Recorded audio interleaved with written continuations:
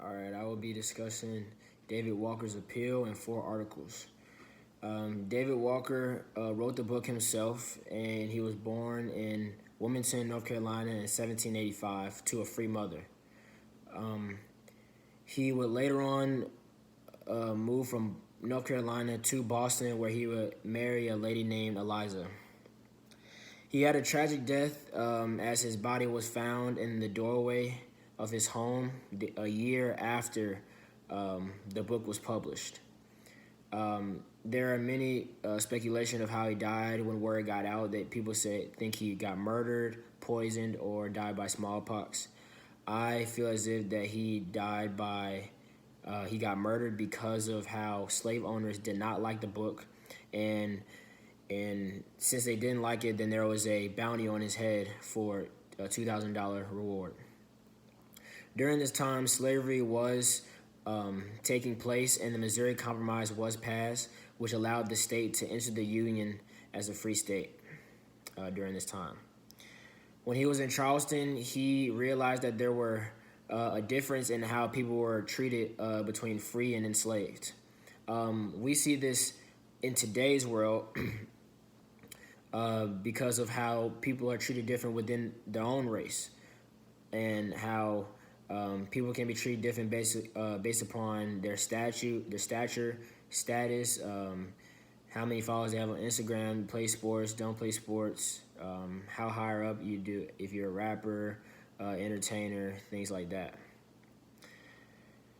When he talked about land throughout the book, and how if a black man owned land, it would usually not get passed down to generations as it should be within the family. But in this case, at the end of the day, a white man would own the land. This is because the system was designed against blacks and to put blacks down, and whites didn't want. When you had land back during this time, it meant that you had a source of power and you were inferior, and that is the exact opposite of what whites wanted blacks to be. They wanted to put them down and make sure they got no credibility, and they were not higher up in society. The free people of color lived restricted and limited. They basically had to have freedom during this time. Even though they were free, they were still denied a lot of things like job, food, clothes, things like that, and access to get a lot of necessities that they would need in everyday life to provide for themselves and for their children if they had any, and for their family in general.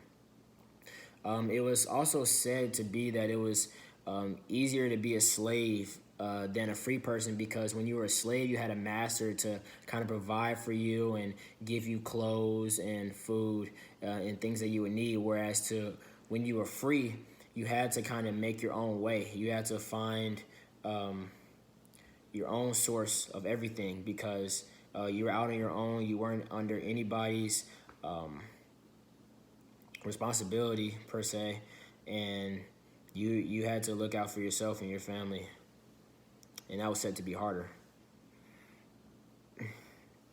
The tone of David Walker would be very blunt, straightforward.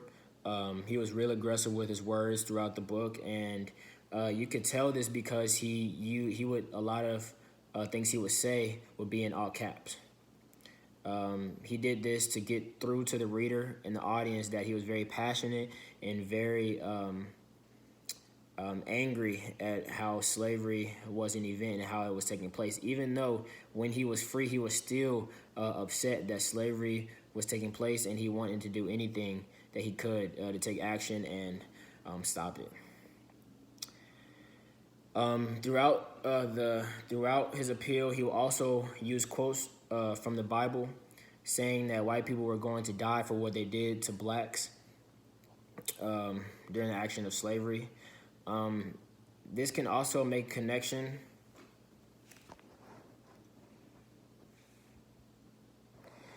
He makes this connection by letting the audience know and the reader know that slaves were the same as slaveholders, in the sense that God gave slaves the same 2 eyes, 2 ears, a mouth, and a nose, and that they were no different than the slaveholders. So they didn't have a right to treat blacks how they did. And since they did, that meant that he kind of had the mindset of do unto them what they done to us. So since the slaveholders had treated slaves so badly, he felt like it gave us the right to treat them the same way back. This approach was more effective because it really gets under people's skin, white people in particular, and he uses a lot of sarcasm as well to get under skin. And this actually approach it opens people's eyes more because it's not the typical approach of nonviolence or peaceful and calm. It's infuriated and tries to inflict a message to the reader how they failed back then and how blacks would take any action to be free. What I mostly took away from this and Davis Walker mindset is that he knew that violence was the only language that the whites would understand. At the time, peaceful and nonviolence and all that was making progress, but it wasn't enough to be free. Action had to be taken, and violence was the answer. And we see that in today's world. We can make connection to today's world in 2020 with the George Floyd incident, and how after the George Floyd incident, Black America reacted with riots, breaking into buildings, businesses, etc. And that being, and white people seeing all these violent acts coming from this one violent act on a black male opened the eyes of whites across the country that racism still goes on today. It let them know that racism still goes on today, that black people are still hunted in today's world in 2020, 2021 by the KKK and whites, but today they go under a different name known as the police.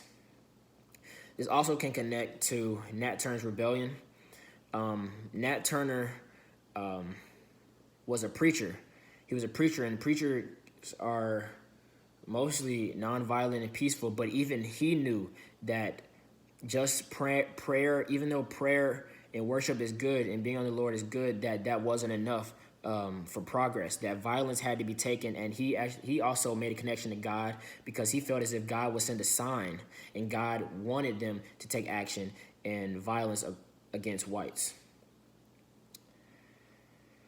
His main message to take away from it, that I took away from it, is to instill hope into the black readers, into the black audience, because even though we still face oppression today, and that he wants us to know that to keep hope, and even though things may get ugly and rugged, that change will come sooner or later. Change will come.